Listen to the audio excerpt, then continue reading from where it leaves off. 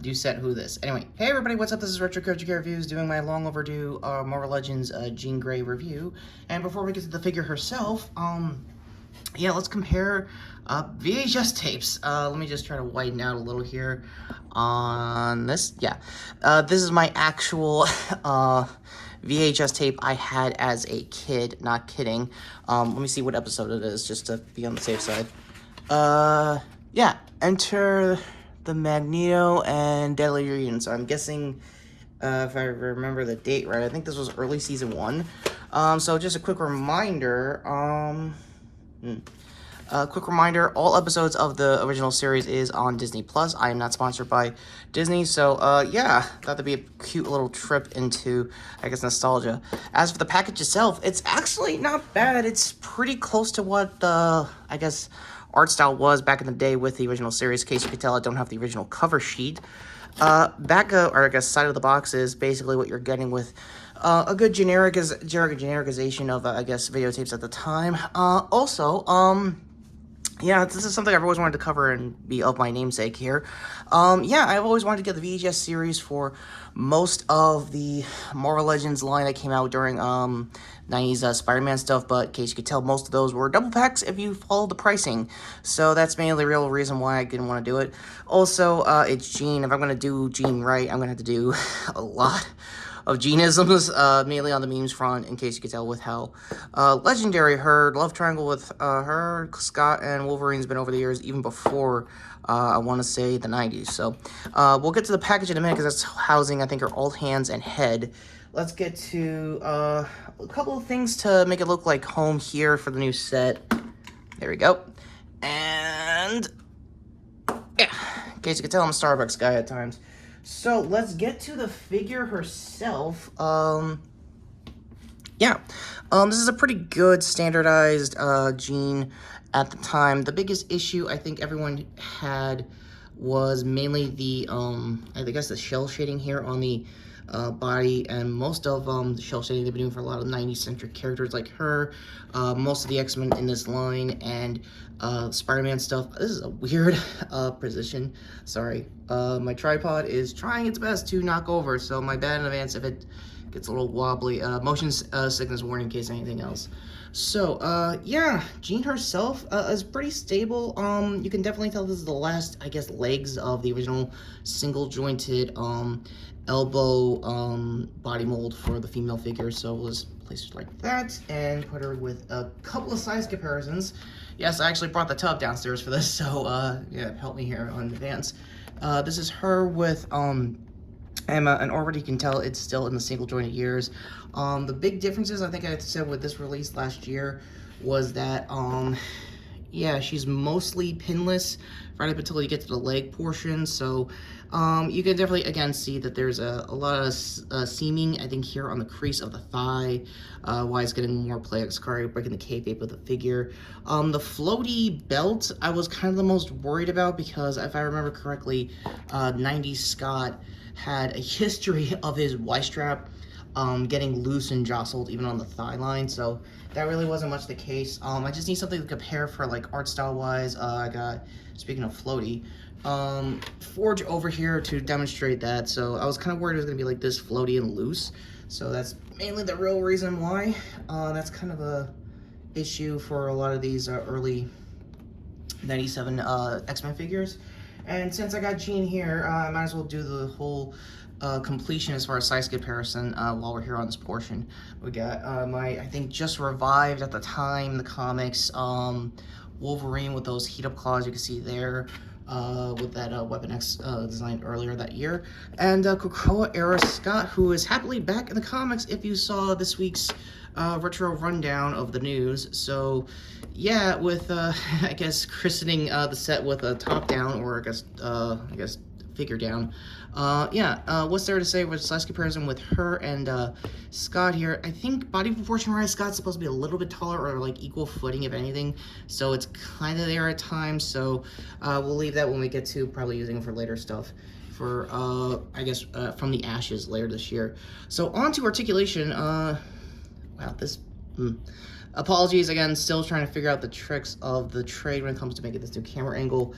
She has a double jointed knee. It's a little gummy. I'm gonna have to heat it down if anything on my copy. There is a thigh swivel, but it's kind of tight. Yeah, it's there. If you see the crease there, that's right there, but I'm guessing because of the shell shading they did for this figure is probably why it's a little tight. As you can see here, the belt's loose. I think it's supposed to be a little bit further down, so the main reason I'll probably get the 97 version of her and Goblin Queen is to totally not enact Inferno, but the reason why I probably get Maddie is so I can just, I guess, do a of the figures storytelling of, I guess, I don't know, Dark Web earlier this year. I'm still figuring this set out, so my apologies in advance. This is going to be a lot of umming than usual. So, yeah, head articulation is pretty good. The ponytail head, I want to say, is the best head to use on Jean, because there is a hair down head.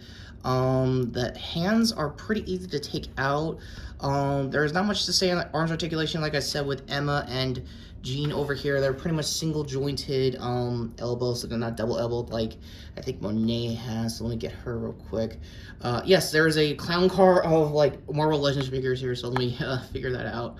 And still doing size comparisons, mid articulation front down. I know it's kind of that weak. So the big difference with X-Men figures in the last year, again, you can see that there's double jointed elbow.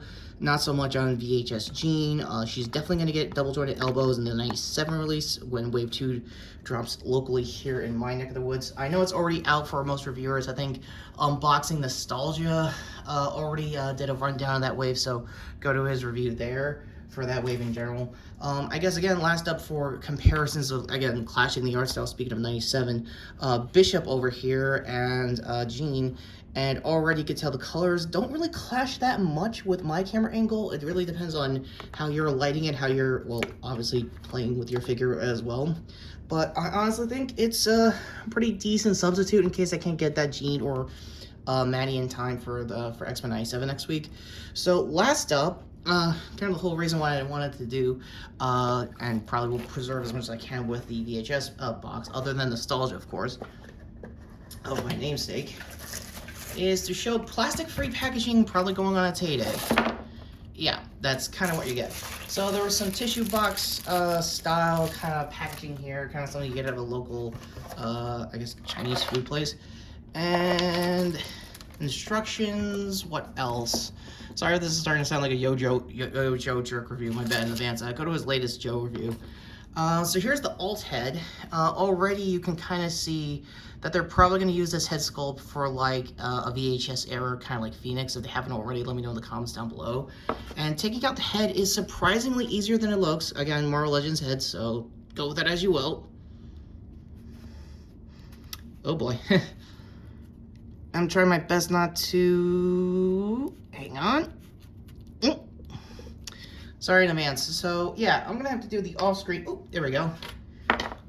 Off-screen 60% of the time jokes, I guess. I don't know. Something, I don't know. Anchorman. Wish I had an editor right here. So, reassembling the head with alt head is a little hard. Again, this is not as gummy as it looks on the head sculpt. So, yeah, it's still going on a regular ball-jointed dumbbell. Yeah, it's definitely a dumbbell joint in case anyone was asking. I don't know if that'll be the same case for the 97 figure. And okay, joint is definitely in. I might have to re-secure it later, but last up on articulation, I forgot to mention, she does have a diaphragm joint. It's a little tight again, mainly because of the shell shading. However, I do want to credit Marvel here to keeping the lining of the paint along with I guess the bendingness and the curve. In case you could already tell with the hair, you're getting limited head articulation than usual, mainly because you're mainly going to get a good amount of bobble and swivel, and that's mainly it. So I'm pretty sure I don't have time to do hand swaps, but essentially I think when she was new in the figure, she had alt articulation, fists, hands out. Can't tell I need coffee or I just come off of coffee. The peg is slim but very easy to get in. Trying to get this on camera. And pegs in just fine. It does confirm, but it's a little hard at first. I wish I had time to get my McFarlane Toys flight stand, because you can get pretty good levitation poses with showcasing Jean's telekinesis, if anything. Also, the ankle pivot is a little tight, but it does confirm. So it's kind of like this at times. Again, go to my Insta of me trying to showcase, I guess, the flight stands with her. Your Tamashii X, I guess current day Axe flight stands will probably work best on Jean, if anything. And so yeah, final thoughts on Jean. She's a good pickup. I'm not gonna lie. If you are still interested into the VHS line, they're probably still hovering around your local comic shops. I think her and Mr. Sinister always hovers around my end. Don't know if Storm got hovered around also in my same local comic shop. So, if anything, if you don't have the means to get Wave 2 of X-Men 97, it's a good substitute in case your comic shop gets it later down the road. And for $30, it's still premium. Mainly because, again, the plastic-free packaging at the time, and you kind of have to lean on the gimmick with the VHS design, if anything else. And, yeah, that's pretty much it. Judgment time for this figure. It is pricey for $30 for essentially a Build-A-Figure-less Wave, which this was basically for the VHS line. But if you're in for the nostalgia, if you're in for the packaging, if you're a packaging collector, it's a good 7 out of 10 there, and probably will also still be a 7 out of 10 for me, because this is a decent Jean. I just really wished I had time and some patience for 97 Jean to play off of Bishop over there, and probably other figures I'm going to get later down the season, if anything else. And yeah, my final thoughts with this figure, it's a good pickup, again, only if you don't have Wave 2 in your local area. If you have Wave 2 in your area, it's a good head sculpt and a good body mold to use for like the Inferno reveal they're probably going to do with Goblin Queen and X-Men 97, because it is a spoiler that Maddie is going to show up. I don't know if it's going to be accurate to the comic at the time, but if anything, that was the 90 series. They were the closest to comic accurate they were at the time.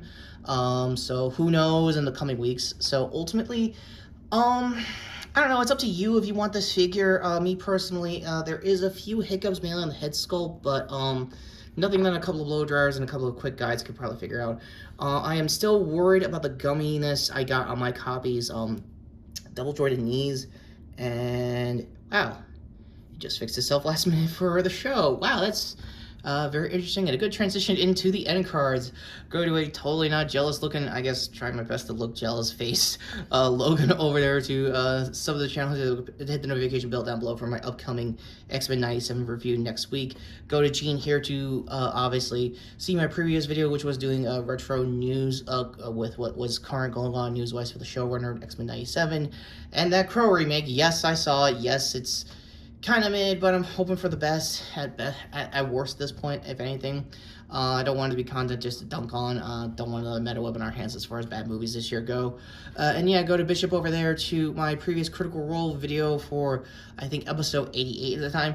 For everyone on the Tumblr, I tried my best to do Back to the Future jokes, but I also forgot it was a 9th anniversary, and they're going to dump a lot of lore last minute, so you'll know when you'll see it, essentially. It's more on the short Sam's short end, not really more on the bits end. It's more plot-oriented, but future spoilers aside, take care, subscribe. I'm Retrokid Reviews saying, so I'm totally not gonna turn her into the Phoenix, right? Right? Yeah, normally I would transition out here with my Highlander thing, but new set, who this, I guess.